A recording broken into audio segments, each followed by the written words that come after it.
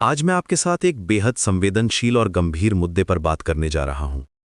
भारत के college campus में दलित लड़कियों के साथ हो रहे शोषण की कहानी। ये सिर्फ एक व्यक्तिगत समस्या नहीं है, बल्कि जाति, लिंग और शक्ति के उस जटिल जाल का हिस्सा है जो हमारे समाज में गहरे तक बैठा हुआ है। जब दलित लड़कियां पहली बार कॉलेज में कदम रखती हैं, तो वे अक्सर मुख्य धारा के उस माहौल में प्रवेश करती हैं जहां वे पहले कभी नहीं गई थीं। यहां उन्हें न सिर्फ शिक्षा मिलती है, बल्कि जातिगत पूर्वाग्रह और पितृसत्ता का सामना भी करना पड़ता है। और यहीं शुरू होती है उनकी भेद्यता की कहानी। हाल के आंकड़े बताते हैं कि दलित महिलाओं के खिलाफ हिंसा में 2014 से 2022 तक 78% की वृद्धि हुई है। हर दिन औसतन 11 से ज्यादा दलित महिलाओं और लड़कियों के साथ बलात्कार होता है। ये सिर्फ संख्याएं नहीं हैं, ये हमारे समाज की उस कड़वी सच्चाई को दर्शाती हैं जिससे हम मुंह मोड़ना चाहते हैं। कॉलेज में दलित लड़कियों को अक्सर आसान टारगेट समझा जाता है। उनकी सामाजिक आर्थिक स्थिति, स्वीकार्यता की तलाश और मुख्य धारा में शामिल होने की चाह का फायदा उठाया जाता है।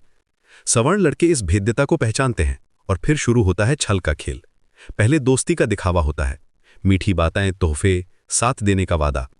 धीरे धीरे विश्वास बनाया जाता है। कई बार तो अपनी असली जाति तक छुपाई जाती है। लड़की को लगता है कि आखिरकार उसे कोई मिला है जो उसे समझता है, उसकी परवाह करता है। लेकिन जैसे ही रिश्ता गहरा होता है, तस्वीर बदल जाती है। फोटो, वीडियो का इस्तेमाल ब्लैकमेल के लिए किया जाता है। शादी नहीं करूंगा, वीडियो वायरल कर दूंगा जैसी धमकियां दी जाती हैं। यौन शोषण के बाद अचानक जाति का अंतर याद आ जाता है।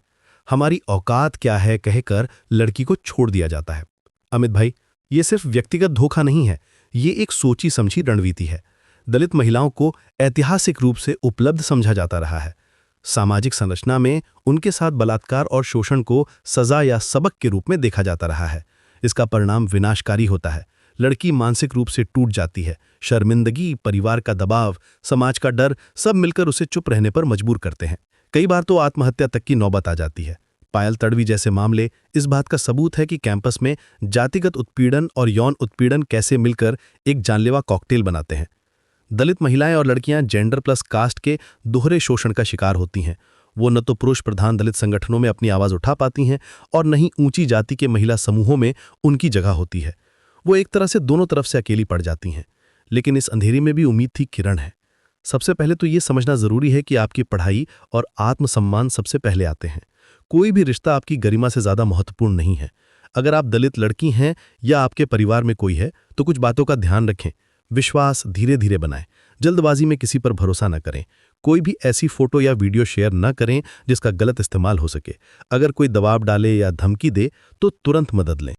कॉलेज में इंटरनल कंप्लेंट्स कमेटी यानी आईसीसी है। SC/ST एक्ट के तहत पुलिस में शिकायत कर सकते हैं। 1091 महिला हेल्पलाइन पर कॉल कर सकते हैं। दलित छात्र संगठन जैसे BSA, DSF या NGO जैसे NCDHR या AIDMM से संपर्क कर सकते हैं।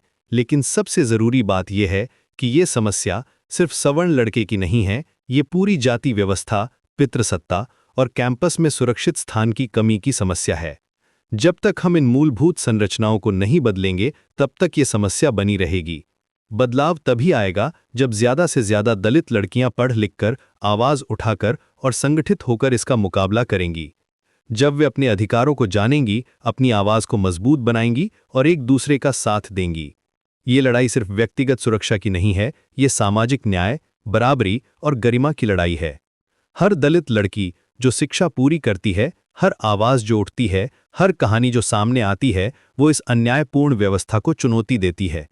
आज के समय में जब हम 2026 में खड़े हैं, ये शर्म की बात है कि अभी भी हमें इन मुद्दों पर बात करनी पड़ रही है।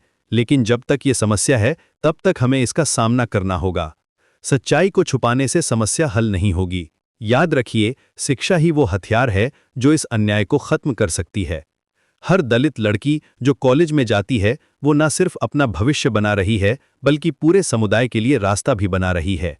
उसकी सफलता ही इस जातिवादी और पितृसत्तात्मक व्यवस्था के खिलाफ सबसे बड़ा जवाब है।